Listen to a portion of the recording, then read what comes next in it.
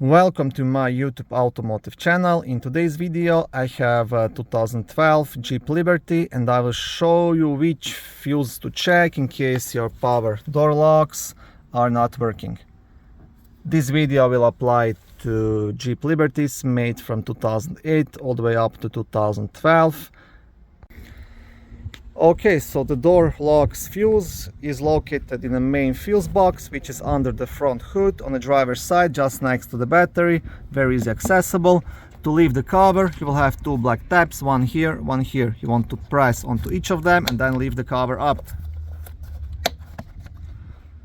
On the back side of the cover, you will have a small fuse diagram. And right here, this yellow piece, this is the fuse remover, which you can use to remove and check any of the small fuses.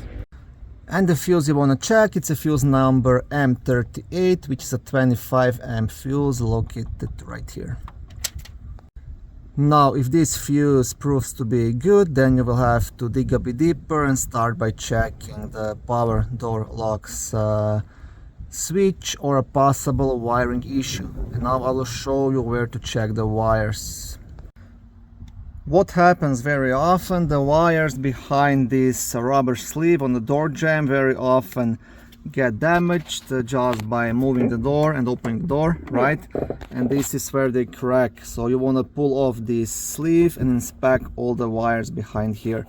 On many vehicles I find lots of problems here regarding power door locks, power windows, speakers not working and similar things.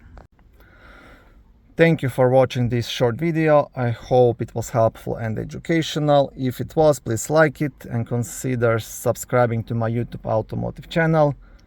On my channel there is lots of how-to videos, do-it-yourself videos, car reviews, product reviews and other similar automotive topics.